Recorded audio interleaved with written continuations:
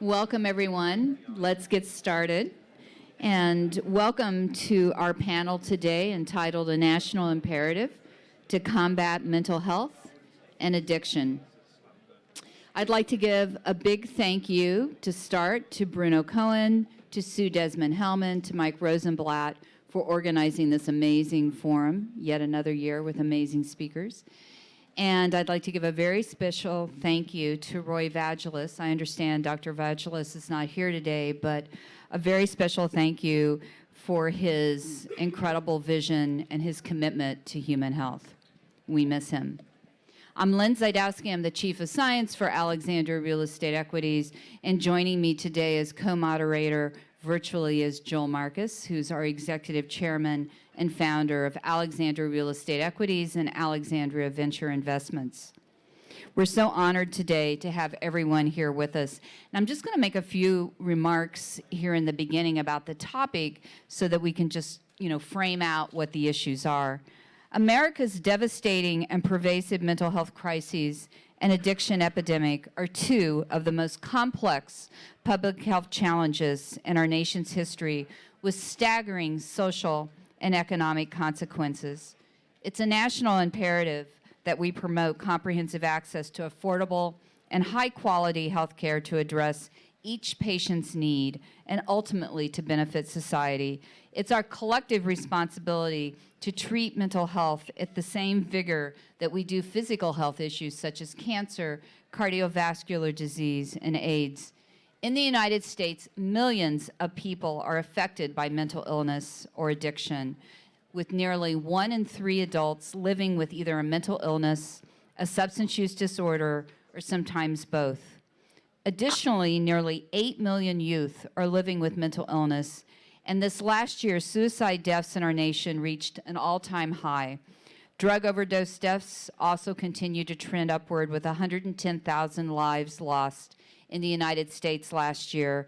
And amid this crisis that affects all of us, military personnel and veterans experience even higher rates of mental health and substance use disorders, with a recent study finding that the national rate of veteran suicide was approximately 24 lives lost per day.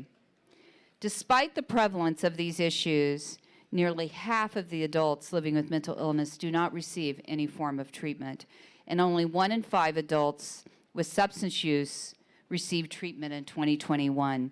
Our esteemed speakers today will explore these critical issues along with innovative strategies and policies to reshape the perception and treatment of mental health and addiction as they actively work to reshape our healthcare system. We're honored to have with us today U.S. Representative Mike Waltz, U.S. Representative Seth Moultonn, and Robin King, the Chief Executive Officer of the Navy SEAL Foundation. I just want to say on behalf of Joel and myself, we consider each of these individuals national heroes for their service, and we'd like to thank each of the congressmen for your service, and Robin for your service and being the wife of a long-tenured Navy SEAL. Congress is in session, so you'll see that Representative Moultonn and Representative Waltz are with us virtually, as is Joel. And I'm just going to give the brief bios of our 3 speakers, and then we'll get started. Congressman Mike Waltz is a Republican, and he represents North Central Florida. He's a colonel on the National Guard. He's a combat decorated Green Beret, former White House and Pentagon policy advisor, a small business owner, an author, and a proud father. He was the first Green Beret to be elected to Congress. He has served over 26 years in the U.S. Army, and he's presently serving in the National Guard. He graduated Ranger School and was selected for the elite Green Berets, serving worldwide as a Special Forces officer with multiple combat tours in Afghanistan, the Middle East, and Africa.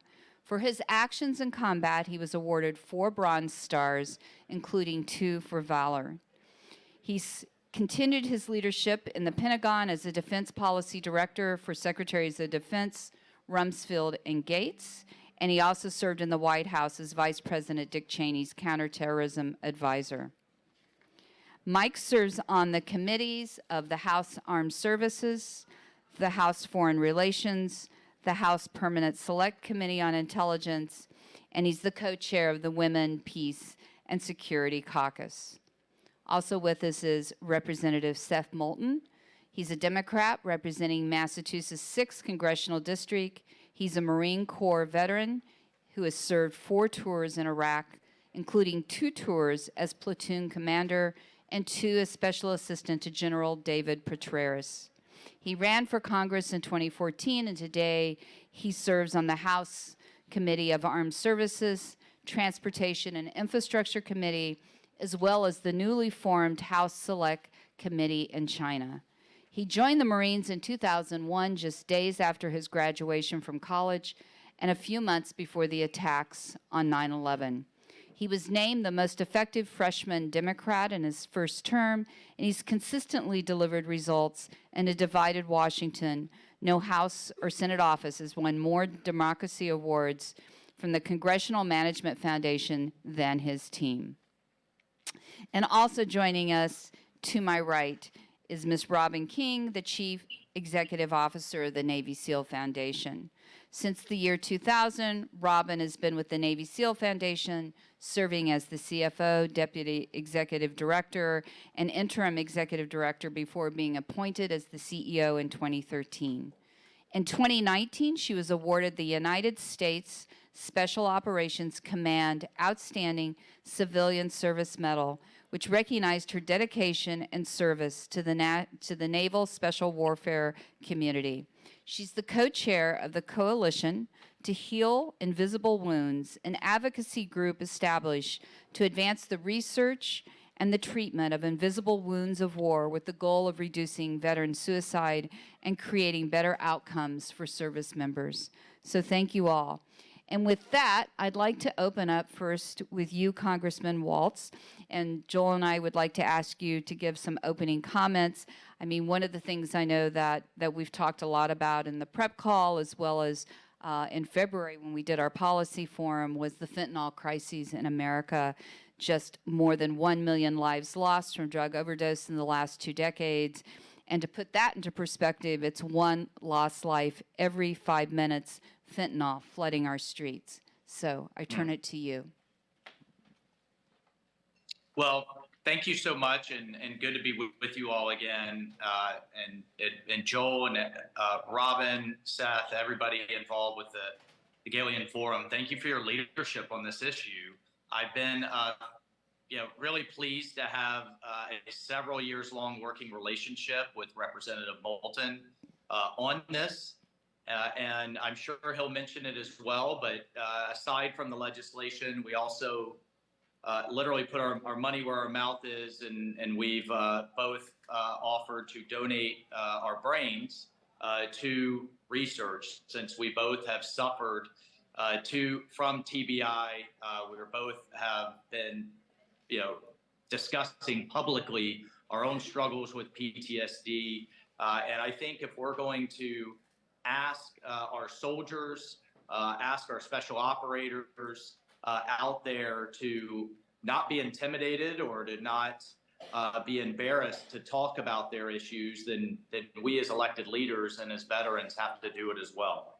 I'll just spend a brief second or a brief minute or so talking about kind of how I approach fundamentally veterans' mental health and veterans' health in general. And one is, I think we need to do a better job from a policy standpoint of providing a broader menu to our providers for our veterans that when they step forward to seek treatment. And whether that is medicinal marijuana, whether that is therapy dogs, whether it's hyperbaric chambers, I think we need to drastically expand the options in their toolkit. And I'm sure that the experts in the audience today could expand that even further. 2 is, and this is where there is I think a strong government role, is ensuring a good public-private partnership in terms of research. And then 3, and Seth and others may differ here, but I really have become phenomenally frustrated with the bureaucracy at the VA in particular, which is the 2nd largest bureaucracy in our federal government of 360,000 employees, 1,200 government-run hospitals and clinics. And despite the fact that from the year 2000 to 2023, their budget has gone from a little shy of 100 billion to nearly 250 billion, we're declining in terms of our output and our results when it comes to mental health. So I've been an advocate of bypassing that bureaucracy, and to put it very bluntly, and having more of a grant approach to veteran service organizations, entities that specialize in mental health, and private sector entities that could use the capital and funding for much of their innovative research and their solutions. So I think that just underlies my approach. Just very quickly on a few things that we've gotten done recently.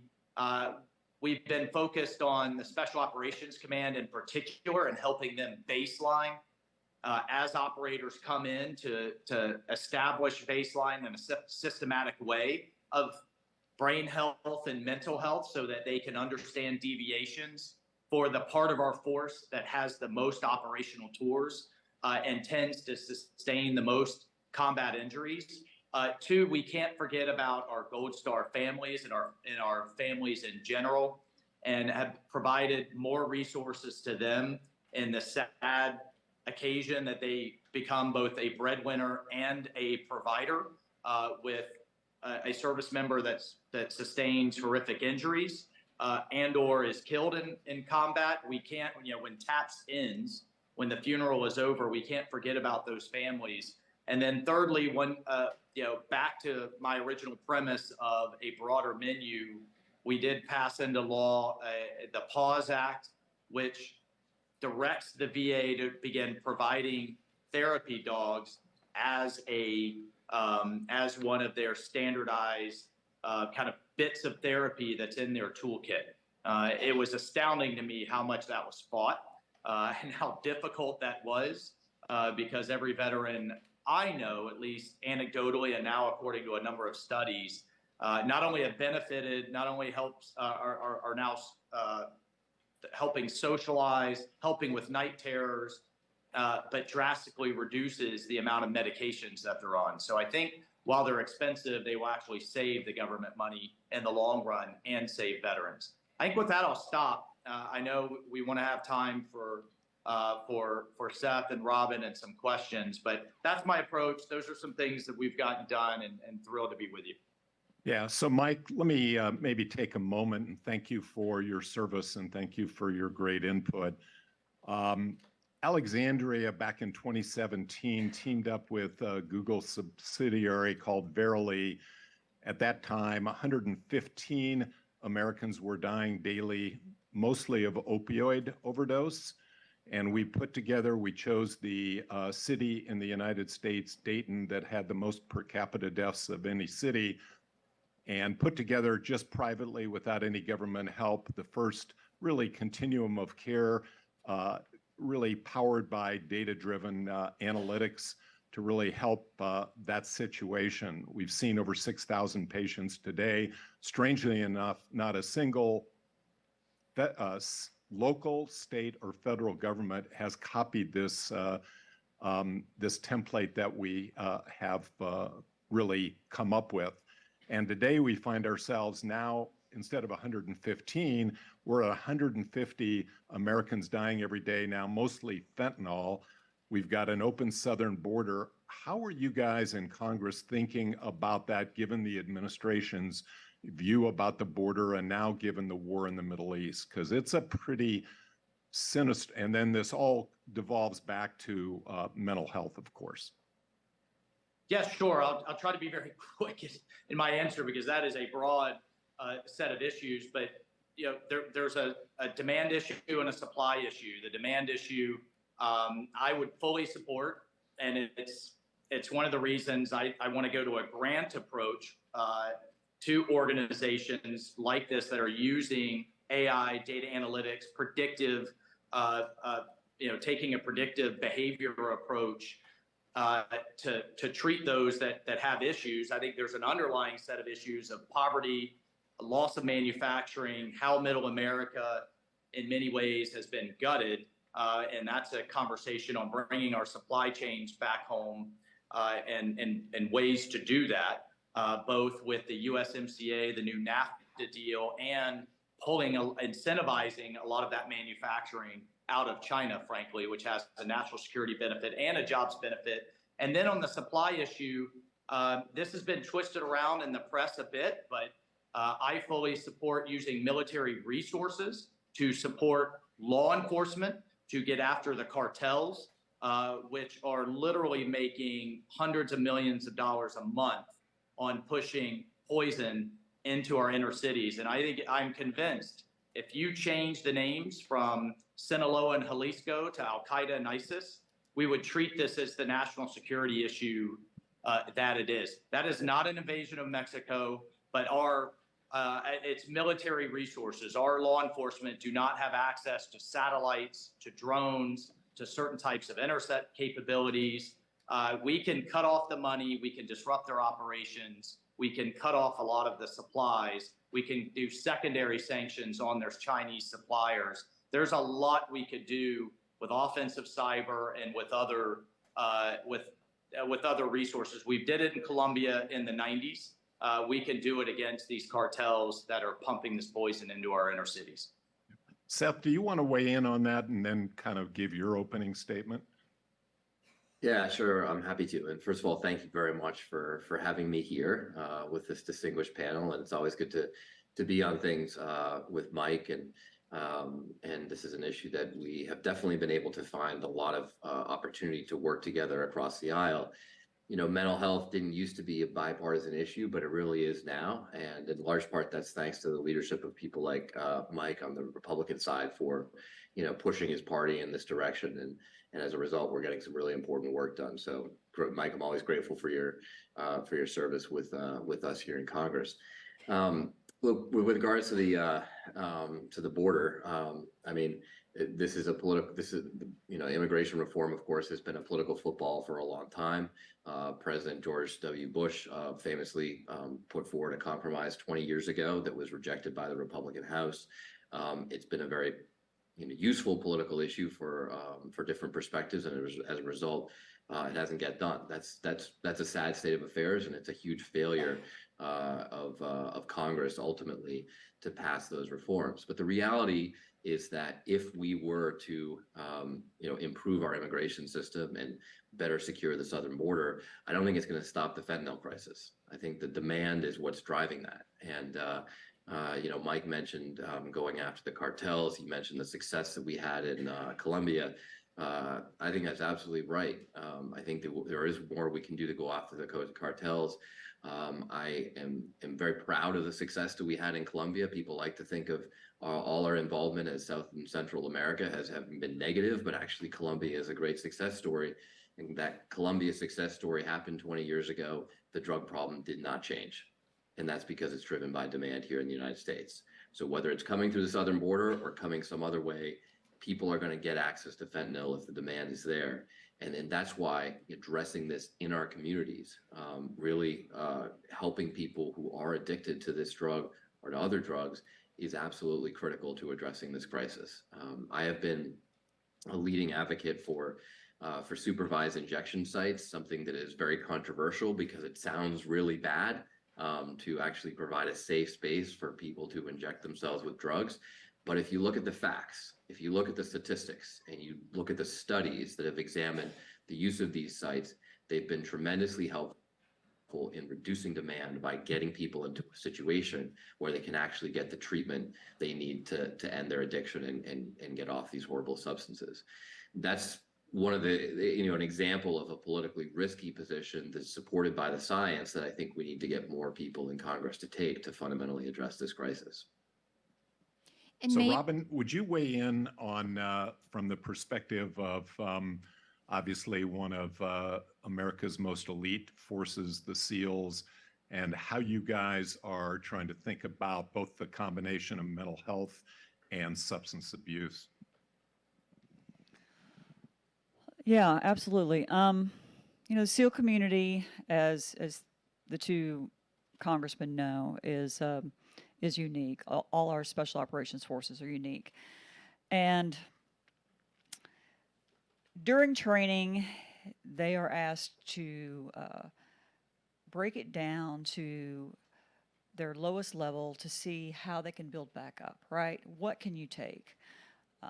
Just exactly how much is your mind and body able to withstand?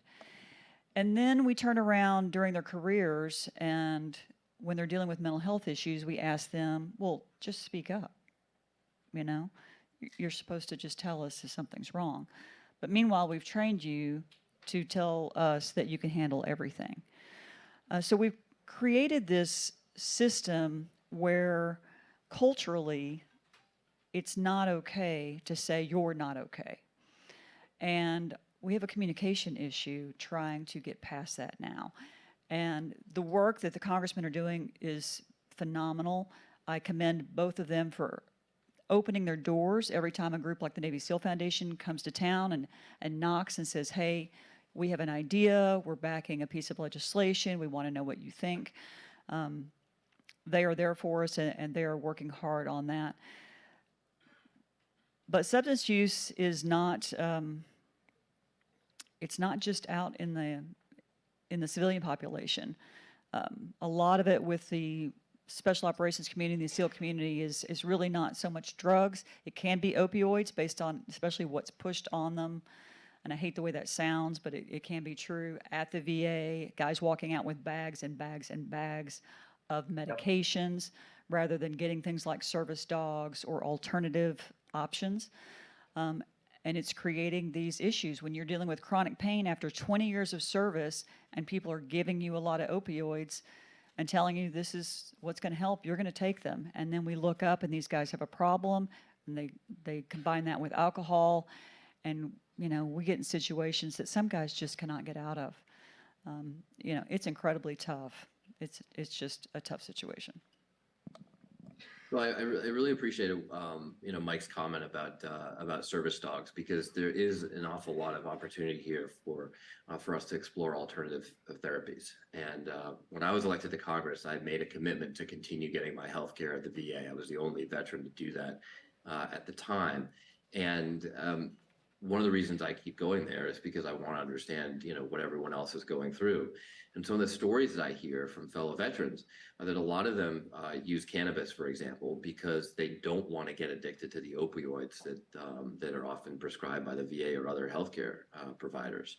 The VA so far has refused to even do any research on cannabis, to even understand how it's being used by their population, irrespective of whether they think that, you know, the doctors think that they should actually be prescribing it.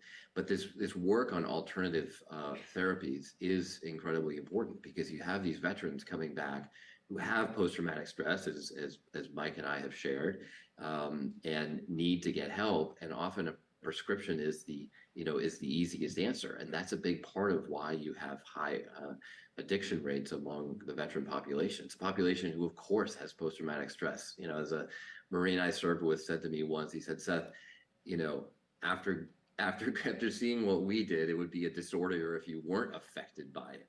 That's why I call it post-traumatic stress and not post-traumatic stress disorder. It's very understandable why veterans need this treatment, but the idea that just giving us pills is going to solve the problem is actually often making the problem worse.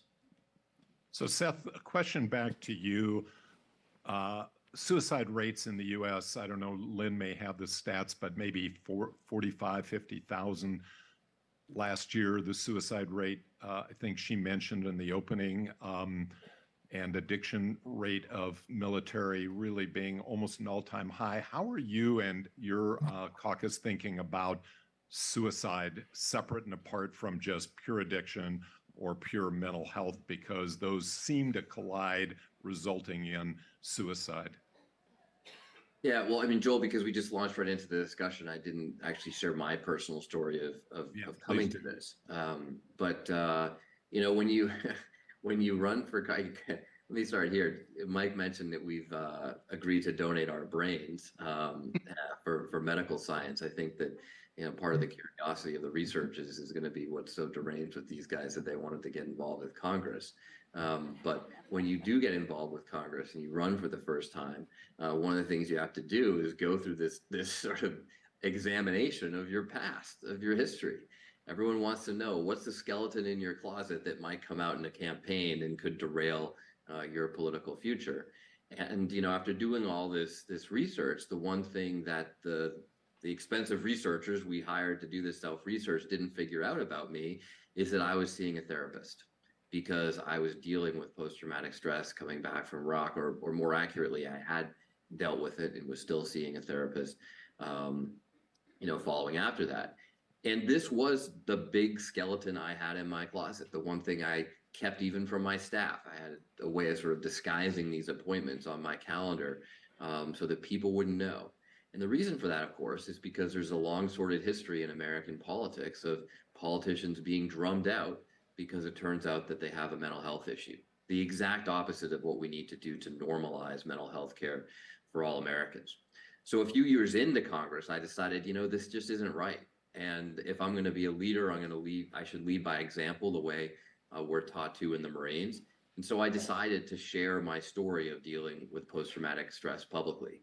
At the time, I became the first sitting member of Congress to do that, even though we know that throughout our history, there have been a lot of great American leaders who've had mental health issues. I mean, you can read about President Lincoln's depression, a lifelong affliction. If you read the writings of George H.W. Bush or John F. Kennedy, you can understand that after what they went through in World War II, they had symptoms of post-traumatic stress as well. But this was always taboo, verboten, and I didn't know if by sharing this story it might end my time in politics overnight.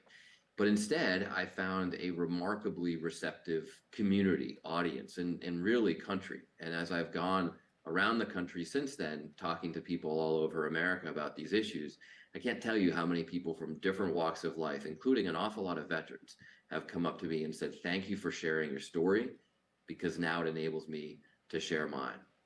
I remember in particular a Vietnam veteran in Vegas who said, "I have never talked about this since coming home from Vietnam, but now I'm going to talk about it and I'm going to get help." And that's exactly the message that Mike and I are conveying to people across America, that these mental health issues, including the massive rise in suicides, these are treatable issues. Just like if you got a sprained ankle, you'd probably go see the doctor and you wouldn't be embarrassed to do so. If you have a mental health issue, you need to get help. So in conjunction with sharing my story, I released a 3-part mental health plan for America, policies that I would pursue. One is just getting more mental health care for our service members, and that's something that I've pursued through the defense bill every single year since, and we've actually made some tremendous progress. Now, everybody coming back from a combat zone gets seen by a mental health provider within 2 weeks of arriving home. That didn't happen before. It certainly didn't happen for me. On the domestic front, I said we need to establish a 3-digit national mental health hotline. And we did. We got signed into law a bipartisan bill that I worked on with Chris Stewart, a great Air Force veteran from Utah, a conservative Republican, but someone who I found common ground with on this issue because we understand it, being veterans ourselves. And now this number is nationwide, and the impact has been extraordinary. It's literally saving thousands of lives a month, because since people now can remember just a 3-digit number instead of an 800 national hotline that nobody knew, calls are up 50%. And this is an amazing statistic. Texts to 988, because you could text it too, are up not 50%, but 1,445%. Since, of course, it's mostly young Americans who like to text, that's an impressive measure of how many young Americans are getting help and having their lives saved by this hotline. Having said that, of course, it's also a sad indicator of the need. And we know that youth mental health crises are dramatically on the rise. Now, the third part of the program that I talked about released a few years ago, we haven't implemented yet. And that is really getting at this point of just normalizing mental health care. So everybody feels like when they have a mental health issue, they can get help before they resort to suicide. And the idea behind this is to just make it as normal as getting an annual physical to get an annual mental health exam. And we've been working with a lot of experts, providers and others to figure out the best way to actually implement this, what age it should start at, whether annual is the right time period. But the point is that, if I were to tell you, hey, Joel, tomorrow I'm going to get my annual physical, you wouldn't bat an eye. You wouldn't say, oh my gosh, Seth, I hope everything is okay. No, because we just go and get a physical, even if everything's fine. It's preventative health care. But we ought to have that same approach to mental health care too. And that's the next big hurdle that we're going to try to accomplish. Mike, do you want to weigh in? Yeah, just in the time we have remaining, I just wanted to hit 3 quick points. One is Seth's point of continuing to go to the VA and understand what the experience is. I've been a big proponent of a bill that was passed under the last administration, which was the Veterans Choice Act, which essentially says, look, if you live too far away or you're getting put on too long of a waiting list or they don't have what you need, you can just go to your local provider. I believe that needs to be expanded, particularly when it comes to mental health. And, we see a bit of a generational divide, the kind of, what's remaining of the World War II generation, the Vietnam, Korea generation is kind of used to going to the VA, but my generation and younger increasingly are asking, why can't I just go to my psychologist, psychiatrist, my doctor across the street and bill it to the government? And I predict we're going to see a bit of where we are seeing tension here, in that we have this massive VA infrastructure to kind of sustain and feed. It's a bit like the school choice issue. Or should we just have the choice to go to who we think is best and then bill it back as a benefit, much like Medicare? So I do think we need to fundamentally rethink the structure, as I mentioned earlier, whether it's grant programs, to like what you mentioned, Joel, in Dayton, or giving veterans a choice of who they go see. Number 2, I am excited, just to shout out, I'm sure you guys have discussed about the NIH's BRAIN initiative, recently announced that as a full mapping of the genetic, cellular, and structural makeup of the brain. There's a lot of angst about AI and analytics, but I think in the mental health space, there's just so much opportunity, and I'll be looking to support that as much as possible. And then finally, again, to Seth's point on normalizing, and to Robin's as well, a big part of this is leadership. And when you're in a special operations team or platoon, and if you raise your hand saying I have an issue, you may be pulled away, you may be made non-deployable, there may be some kind of detriment to your career, you're not likely to do it. Well, that's a leadership issue. And then secondarily is approaching this as a wellness, really a whole body wellness approach. You're less likely to get hooked on opioids as a result of pain if you have nutritionists and the proper workout regimen on the front end, and you're baselining all of that as you come into the force, which brings me back to some initiatives that I've supported. But I think with that, I'll stop. Yeah, well, that's a perfect lead in to Robin, kind of not only the Navy SEALs, but all the special operations, as Mike knows and Seth knows, have at least over the last decade, a war tempo that was really unseen previously. And today, both those on duty in the SEAL community and those who retire and then have issues afterwards, both on substance abuse, mental health issues, this is all kind of come into the same, almost like down the same funnel, where there have been obviously a step up in suicides. Can you talk about maybe what Mike just suggested, what the Navy or SEALs are now doing for that wellness? I mean, we've got a opening coming up here in a few weeks, maybe a little bit about warrior fitness and mental health, because maybe take the positive side of what's being done. So talk about that if you could, Robin. Yeah, absolutely. Building resilience throughout the career is something that's incredibly important. We have been doing a lot since 2016 when we first started seeing these mental health issues come forward to the Navy SEAL Foundation for support. But that was always helping people who were already suffering. So we want to get left of that, right? We want to, throughout the career, have support and communication and education so that we don't end up in a position where a person is in tremendous need and that they are hurting. They already have those tools. So the Navy SEAL Foundation has created a warrior fitness program. We've been running it on the East Coast, but we're launching this premier program on the West Coast with our grand opening being November 8th. This is a reset of mind, body, and spirit. The theory was from my incredible program director. Everybody who's transitioning out of the SEAL community should have this opportunity to reset. And initially it was really based on those transitioning guys. Heading into that second career, you need to make sure that cognitively you are as sharp as possible. Nutritionally, health-wise, dealing with chronic pain, dealing with sleep, dealing with family issues. All of those things that we could possibly attack in this one kind of treatment center. Over time, the active duty saw what we were doing and said, hey, you know, I think we can use this for our command members who we have plateaued with, that we have not been able to get them past that particular problem set. And they started sending those guys to us. And then additionally, we circled back to our veterans who never had this opportunity.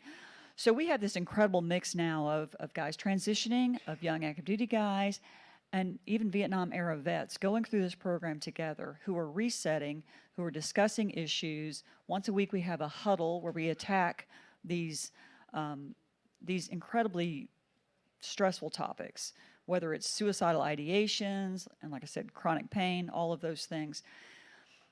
The program's feedback is just unbelievable. If I hired somebody to write us fake after actions on this program, they would not be as good as what I'm getting from people. Every time I stop by, I've got a team guy who pulls me aside to tell me how he thought, you know, his career was over, or he was never going to not deal with this pain, or, you know, how his family was falling apart, and now it's better. And additionally, in this space, we find out things about guys so that we can get them additional help. You know, I'm not going to tell you that everything they possibly need is in the Warrior Fitness program, but we can help identify this guy needs additional mental health. He needs additional therapy. His family needs therapy. Maybe he needs some physical support that, you know, a doctor or surgeon may need to look at. But we're really incredibly proud of the program, and it's making a difference. And we're putting through about 200 guys a year. And to think about those 200 people, hopefully, you know, not going down a tragic path, and then having that touch point to come back to all the time with that team and with the Navy SEAL Foundation, it feels pretty great. I mean, I was at a veterans dinner or lunch recently with a multi-decade SEAL veteran who just got this kind of attention and treatment, you know, after getting out. And he was talking about just what an incredible difference it's made in his life, how it's totally turned him around. He was so depressed about getting out, didn't know what he would do. And now he's very optimistic about the future. But the other point that he made, which I think is so critical here, is that had he gotten this treatment while on active duty, it would have made him a better SEAL. And I think we don't talk about that enough, that, you know, we have this crisis, we're trying to deal with this problem and prevent suicides, address the opioid, the fentanyl addictions and everything else. But there's also a great opportunity through preventative mental health care to really make us stronger, you know, to make us a stronger country, a more mentally fit country. Here in Congress, we have a bipartisan workout group that meets every morning at 6:30. I always say that I work out every day because it's good for my physical health, but essential for my mental health. We're still trying to get Mike to join, by the way. But we work out every day. It's a pretty intense workout. It's really great. But the single best day that I have is when it's actually on Thursdays when I do the workout, and then I do 45 minutes of yoga after that. And I just feel so mentally strong at the end of that mental and physical workout. I think it makes me better at my job. I think it makes me a better dad. I think it makes me a better husband. And we've got to send this message all over America. But it's a great place to start with our active duty troops, that you can be better at your job. You work so hard at being physically strong, you can be mentally stronger and more resilient if you proactively take care of your mental health, you do things like yoga and mindfulness training, it will make you better and stronger. It'll make you a better warrior. And that's a great message to share with all of America too. Well, thank you for that, Seth. I think you have a top of the hour departure. I don't know if Mike does too. You're within 2 minutes. So you guys want to, and Lynn and I will conclude with Robin over the next few minutes, but do you guys want to just give any parting remarks before you leave? I just wanted to ask maybe Seth if you could mention the Brandon Act. I think that's really important too. Yes, absolutely. So this is another piece of legislation that I've been working on for years now, and we finally got passed into law. And it provides a means for active duty troops to get mental health assistance outside their chain of command if they can't get it through their chain of command. It's named after Brandon Caserta, a sailor in the Navy who lost his life to suicide because he couldn't get help through his chain of command. So the idea is that in the future, it's been implemented now, it's out in the services. If a service member has a mental health issue and they're not getting the help they need, they can just say, hey, I invoke the Brandon Act, and they will get that assistance at no consequence. It's something that we know will save lives. And ultimately, when you get mental health assistance, it also takes these highly trained troops who've gone through a selection process and everything to simply get there. It helps retain them in the force. Let's get on top of these mental health issues the same way we get on top of physical health issues and return you to the line to continue serving the country. That will make us a stronger force as well. Yeah. Well, thank you so much, and thank you for your service and what you're doing in Congress. Mike, any parting remarks before you guys have to go back and do the people's work, so to speak? Well, I'll just comment on what Seth just mentioned, and a huge part of this is a change in culture and a change in leadership. That chain of command, for example, for Brandon, would have never denied him cancer treatment, or would never have denied him any other types of physical treatment. It just isn't heard of. That's the mentality that we have to get to with mental health. And then, frankly, there has to be consequences for chains of command or commanders that do deny access to mental health. And I support Seth in creating what essentially are workarounds and until we get to that point. And it goes back to my kind of underlying approach of let's get the private sector more engaged rather than continually throwing money at, frankly, at a bureaucracy or infrastructure that's not changing fast enough and that the results continue to decline. Washington, D.C. is obsessed with how much money and people it throws into the funnel, that it throws at the problem. And I'll continue to point to the outputs, the results, which are heading in some ways, in many ways, in the wrong direction. And we need to look at just fundamentally different approaches. That's the tough message. The good side of it, again, is technology is advancing at a pace that I think we can make some huge dents into this problem. And that's what I'm hoping to lean into from a policy standpoint and get resources behind. Thank you, gentlemen. Appreciate your service and for taking time to be with us this morning. Appreciate it. Lynn, do you want to continue with Robin? Yes, for sure. Thank you so much. Thank you both, and thank you, Joel. Robin, one thing I wanted to ask you about, I know we talked a little bit about this study, the Reblast study, and, really they both mentioned they're donating their brains, for TBI, but, TBI and PTSD are very, woven together.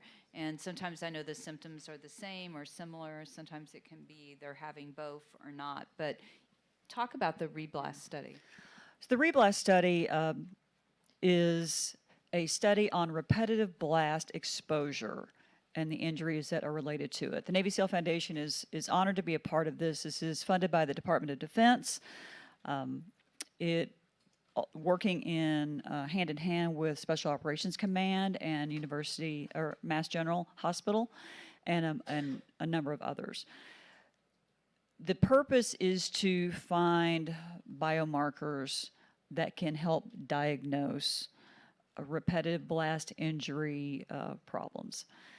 This is using neuroimaging, MRIs, PET scans, cognitive work, blood biomarkers, on and on and on, with the goal of, like I said, diagnosing the problem. And then hopefully, eventually, helping guide us to adjust training so that we can prevent these things. Now, we all know we don't want our special operations forces to be less lethal. So no one is talking about changing training to the level that when a guy gets out in the field, he hasn't really done the work. There are ways to approach training so that you can protect the service member while still ensuring that they have the quality skills they need to do the job. But we have to have the information. And this is the first of its kind, this study. It is only 30 operators, but all special operations forces, so that's unique.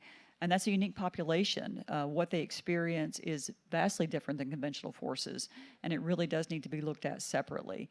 I'm going to Boston next week to hear some of the results, and very optimistic about what we're going to find out and what we're going to be able to do with that information going forward. Really interesting. And I think maybe just coming back for a few moments to how the Navy SEAL Foundation, how you really support the families, the veteran, everyone that's involved, especially when they come back in this reintegration. I know we've touched on it a little bit, but maybe not fully to really describe what you do. So the foundation started in 2000, and we really weren't focused on a lot of these areas. Our programs have grown organically over time based on the needs of the community. So initially we were just doing education, and then we started losing people in Afghanistan, and then we started focusing on Gold Star. And it wasn't, like I said before, until about 2016 that we focused on mental and brain health. And that was based on the demand from the community. We were getting asked, can't you help us send our warriors outside the system because they're not getting what they need in the system, or they don't want to bring this forward? It's kind of what exactly is being brought up in the Brandon Act, right? Can we do this quietly? Can we leave the command out of it? So, we understood quickly that there was a pretty massive problem brewing, and we needed to get on top of it. So we've worked in several ways, working directly with the families, directly with the service member, trying to make sure that the leadership of the SEAL community is looped in. The Navy SEAL Foundation doesn't want to get between leadership and the service member. That's not our role. We can't do that. But we do want to educate leadership on how to best help. And we have put together a number of forums bringing together experts from around the world with the goal of opening the aperture of Naval Special Warfare and of Special Operations Command to the best modalities out there, to the best advice they can get. If you've ever worked with government military, they're trying, they're working hard, but their focus is not mental health, their focus is war. So it's not surprising when whoever gets in the door and shows them that slide that says, oh, look, my modality, here's a lot of red ink on this brain, and now over here there's not, and we did that. But they don't have the time and effort, they don't have the time to do all that research to figure out what's actually incredible and has a lot of great potential, and what is kind of fringe or not very effective. And so we wanted to do that and help them, advance that forward. Like I said, special operations in the military is at an advantage over the rest of the conventional forces because they do have a lot of groups that are providing support. But there is a lot of work to be done. I mean, I thought the iceberg was, we were seeing the tip of it in 2016. I'm beginning to wonder where the other side of it ends because our numbers are growing dramatically. Our mental health numbers are growing dramatically. In 2023, the numbers have just been probably double or triple what they were in 2022. And I think some of that is a testament to the great work that everybody's doing in terms of normalizing this conversation and hopefully making people more comfortable with saying, I do need help. But some of it is that more people need help. Well, and I think it's so interesting, too, you gave, when we did a few months ago, our talk at the policy forum, you talked about just kind of the contrast, somebody being in special forces and then coming back, and maybe they got that great job as a CFO of a company, but what's it like to be sitting there day to day? How do you reintegrate in versus, you were with this team doing these kind of amazing tasks? Yeah, we often hear the word reintegration, and I would say for the SEAL community, it's not even reintegration, it's just integration. If you went into the SEAL community when you were 18 or 20, you probably never really had a job in the civilian world. And so we're going to reintegrate you into something you've never integrated into is really not the right approach. People want to hire SEALs, right? It sounds great, and they have a fantastic skill set. They are team leaders, they are problem solvers, they're great under pressure. But they need to have the time in a new role to develop and to learn. And I have heard guys who've been hired at a role like a, chief operating officer and actually ask, can I come in lower and learn and then work my way back up? And I think that's tremendously impressive to hear somebody say they know that's what they need to do. I've heard someone say in year 1, they're not going to be your best employee, but by year 3, everybody's going to be following them. And I think we have to give all of our veterans that time. And you have to understand what you're getting when you're hiring a veteran. And that you're maybe bringing in a 40-year-old person who just has a lot to learn, And we have to remember everything they've done for us and develop the systems and give them that time to learn so that they can lead your company going forward, because they are going to be tremendous. And I don't know, Joel, do you have any additional questions or thoughts? So, Robin, one thing strikes me. Oftentimes when special operators conclude their career and then transition, as you say, not reintegration, but integration into the civilian population, there's a kind of an outplacement process at the VA. Can you describe a little bit about that and, the good and the bad and the ugly? About the VA? Yeah. So my husband just retired from the SEAL community in May 1st, 32 years and 2 weeks. I was with him every step of the way on that retirement. I recently found out through a few cases we've helped at the foundation that if you don't visit the VA within 1 year of getting out, you were disenrolled. And I didn't know that and sat there with my husband through all of that retirement work. And then say you did go your first year, but you don't go at least once every 3 years after that, you're disenrolled. So we had a case where a senior officer in the SEAL community, approaching 80, dealing with dementia, needed some incredible help. His wife called us. We threw in everything we had to help him. Found out he was disenrolled from the VA, couldn't get the help there that he could use. I called senators. I called lawyers. We called everybody we could. Nobody could get him re-enrolled. And this is a case where, like with so many special operators, if you don't know how to handle a special operator who is dealing with some mental health issues, you're going to handle it wrong. They have this almost 80-year-old man strapped to a bed because they found him as a threat. Because the thing he remembered through his dementia is that he was a SEAL. So he was always looking to escape. He was looking to evade. He felt everybody was the enemy. And the way he was treated was just heartbreaking.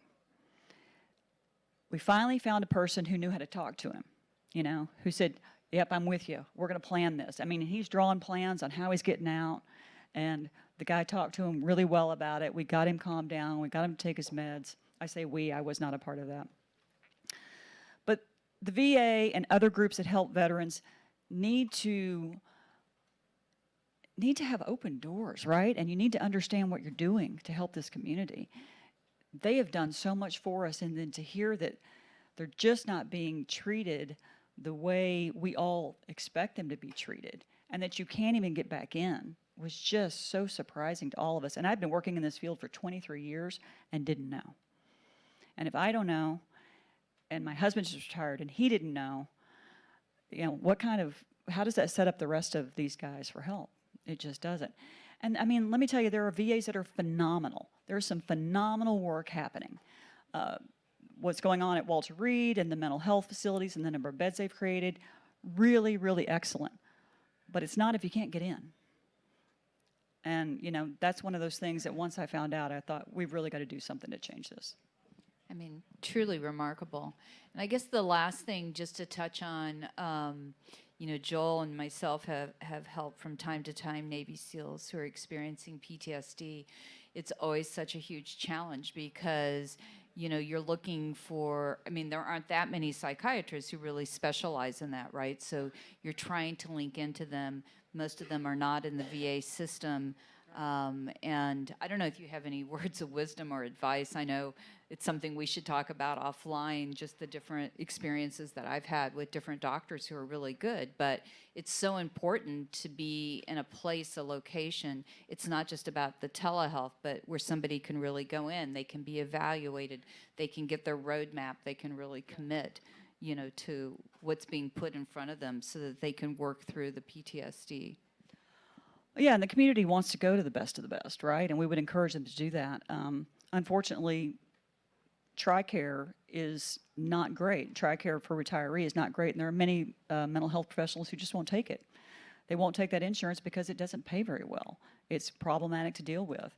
And that's where groups like the Navy SEAL Foundation have to step in, because we want our people to have the best support they can. If they can't get to a VA or disenroll from the VA, they still need that help. And so we've got some system issues we have to fix. I just know that the expectation from a soft community member is always, there's got to be a better way, a faster way. I'm going to work around the system. I'm going to make it better. I'm going to make sure that it helps me in the best way possible. And, that is our goal as well. So I think we all have to take that soft mindset on, let's fix this and let's take care of these guys.